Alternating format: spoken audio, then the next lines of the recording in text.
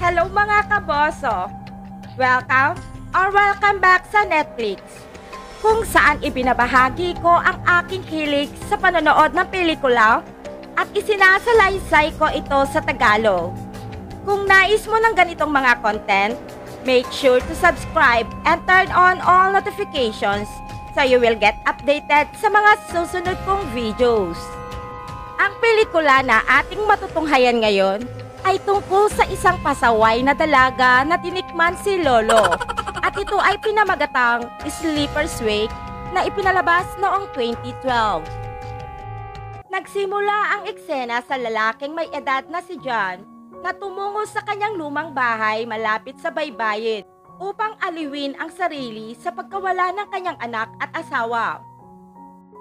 Matapos ng ilang araw, nagpunta siya sa beach upang maglakad-lakad, kung saan nakita niya ang tatlong babaeng naliligo.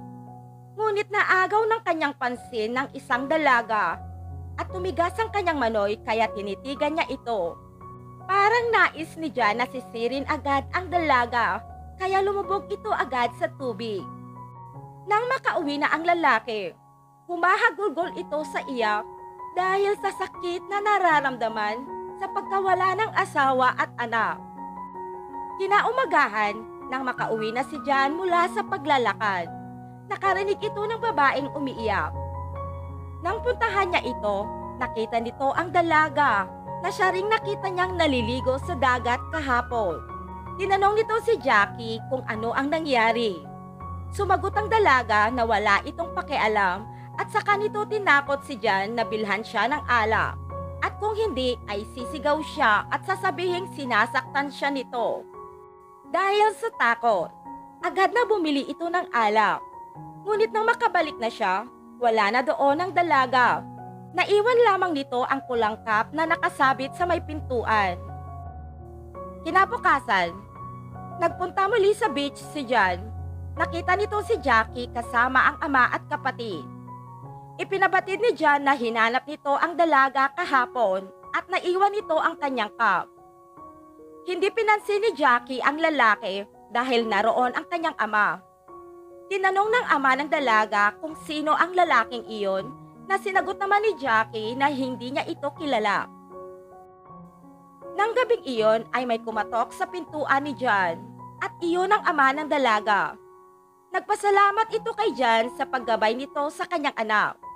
Pagkatapos nilang mag-usap, inibitahan ng ama ng dalaga si John sa kanilang tahanan at saka umalis. Kinabukasan ng pananghalian, tumungo si John doon. Ngunit mukhang hindi masaya si Jackie na makita siya nito.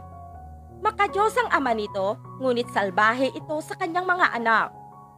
Pinagalitan ng magkapatid sa hapagkainan kaya nagalit si Jackie at inaya na si John na umalis upang kunin ang kanyang cup. Habang patungo sila sa bahay ni John, humingi ng yosi ang dalaga dito. Ayaw magbigay ng matanda, ngunit nagpumilit ang dalagang pasaway.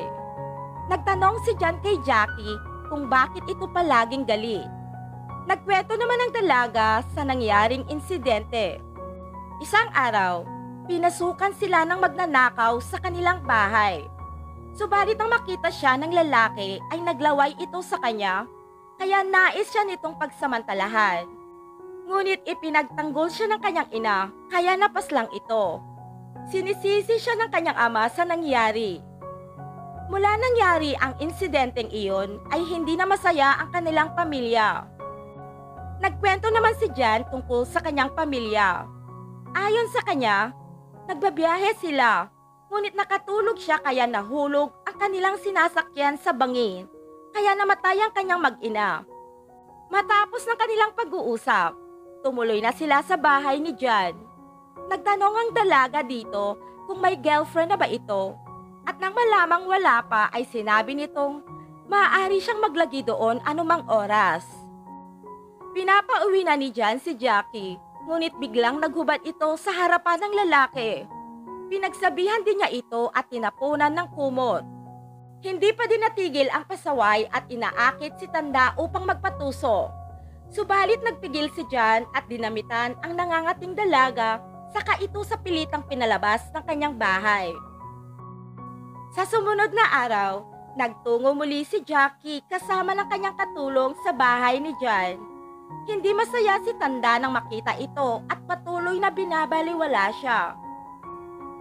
Humingi ng tawad si Jackie sa kanya at pinatawad naman niya ito.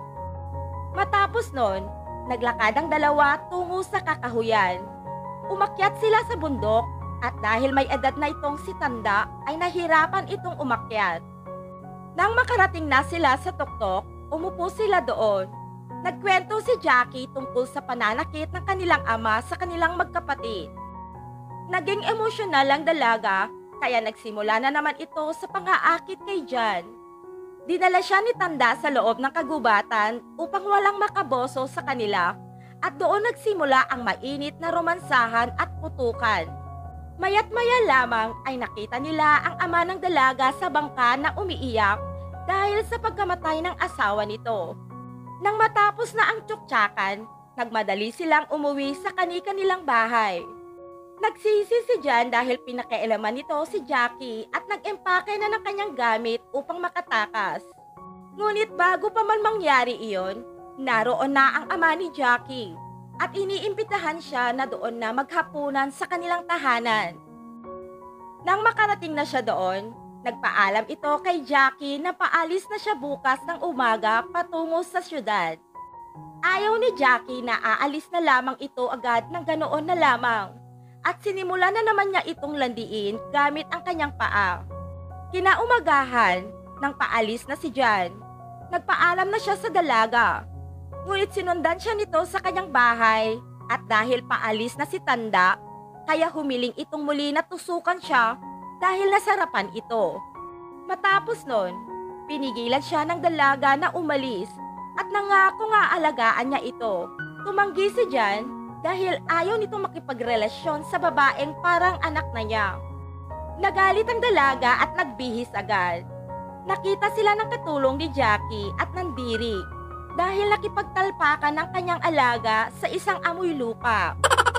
Hindi nagtagal ay dumating din doon ang ama ni Jackie at humingi ng tulong kay John upang hanapin ang nawawalang anak na lalaki. Sumang-ayon si Tanda at hinanap ang binatilyo.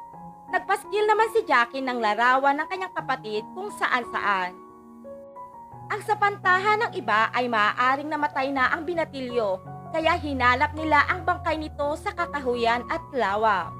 Malungkot ang lahat lalo na si Jackie dahil aalis na ang lalaking kanyang minamahal at hindi naman matagpuan ng kanyang kapatid.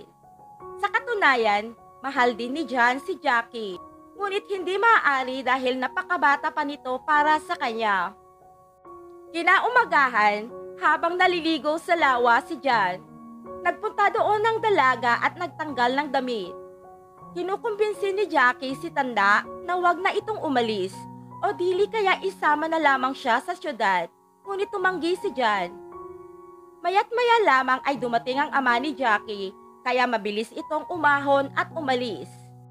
Nagalit ang ama ni Jackie sa lalaki at pinalo siya nito, ngunit matuling tumakbo si John sa kakahuyan upang tumakas patungo sa syudad.